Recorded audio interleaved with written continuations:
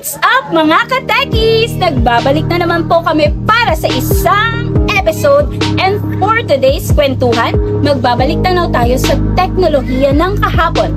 At ako ang inyong host, Ate Phoebe. At syempre, ang napakagandang partner ni Ate Phoebe, Ristel. And you're watching Usapang SciTech! Alam mo partner, excited na ako para sa ating show today. Syempre, ang guest natin is really inspirational. She is 77 years old and she has 8 successful children and also undergrad siya ng Arellano University. Kaya nga partner eh. So ano pa nga bang hinihintay natin? Let's all welcome our special guest of the day, si Mami Lucina Cruz San Juan. Hello, Mami! Hello. Good evening po! Kamusta po? Magandang gabi po, Mother! Kamusta naman po kayo? Mother Lucina, napakasaya po namin at nandito po kayo sa aming show for today. Ang ganda-ganda niyo pa rin po, Mother, sa edad na 77 years old. Ano po ang sikreto niyo? Bakit po tayo blooming na blooming pa din?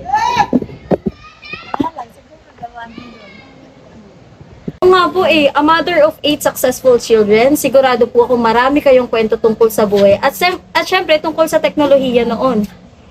Mother Lucina, napakaganda po ng journey niyo bilang isang ina, no? Kasi po, napakarami pong inspirasyon na para sa aming lahat. Ngayon po, pag-usapan naman po natin ang science and technology.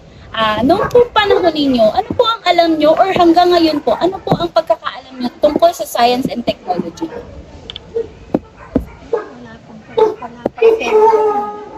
Noon po. Tapos sulat-sulat lang po kayo. Ano ba po? Nung panahon nyo po, ano po yung mga ginagamit nyo na meron na po ba kayo mga appliances noon? Para po mas mapadali ang buhay or talaga pong wala pa po talaga noon? Tapos dito na, nung pong kabataan ninyo po, nakaranas po kayo na, halimbawa po, sa kalan, ano po ang inyong mga nagiging lutuan? Mga ganon. Kahoy po talaga. Paano po kayo communicate po sa ibang tao? Kunwari, nung nagliligawan po kayo ng asawa niyo, paano po kayo nagkakausap kung maghiwalay po kayo? Nung mga time po na ako na Kadalagahan niyo po. Nung nagliligawan po kayo, paano po kayo nag-uusap? Nagpupunta Nakikita lang po. Mami, kung mapagkukumpara niyo po yung technology po ngayon, tsaka dati, ano po bang para sa inyo yung mas madali? Para po sa inyo, mas okay po ba yung ngayon pong technology or yung dati po? Paano Kasi- niyo po masasabi, Mother? Dahil sa cellphone. Sa pang-araw-araw niyo po, halimbawa po, yung mga kagamitan niyo po sa pang-araw-araw, ano po yung masasabi niyo na talagang, mas maganda ngayong panahon na to kumpara noong panahon namin? Sa paglalaban niyo po, for example, pakusot po. Ay, ngayon po, kusot natin. Mother, ano po ang ating mga ginagamit ngayon? Ayun, yung mga washing Sobrang dali machine, po. Mother. Hindi ka na po ganun kang mapapagod. Masakit po yun sa kamay eh. Yung kusot. Sa palagay niyo po mas maggumanda po ang ating daigdig or ang ating mundo no, sa tulong po ng teknolohiya.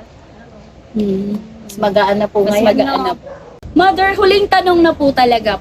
Kung babalikan niyo po ang nakalipas, nung panahon po noon, ano po kaya ang teknolohiya ngayon na ginagamit niyo po ang pwede niyo pong dalhin sa nakaraan? Camera. Bakit po, Mother?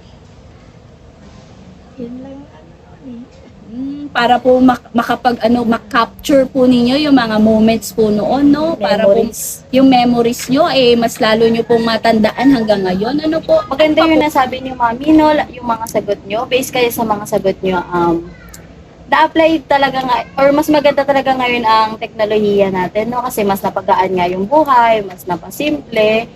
Sa akin din po, ang tingin ko po dyan, parang halos magkaparehas pa rin. Naranasan ko pa rin po yung wala at ngayon po na meron na. Kasi nung kabataan ko po, wala pa rin naman po talaga mga cellphone. Kasi ngayon po talagang grabe po yung innovation, grabe po yung pagkaano ng technology natin ngayon.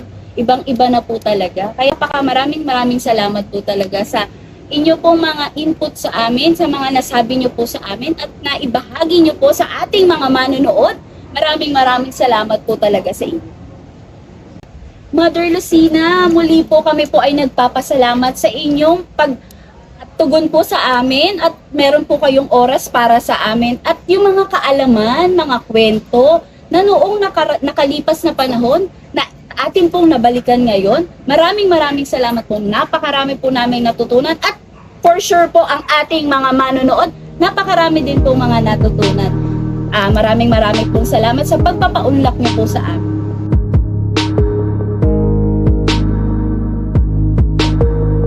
This is Usapang Sci-Tech. Hanggang sa muli nating kwentuhan. Ito ang sinabi ni Mother. Oo, grabe, nakaka-compare talaga. Nakaka-over. Pero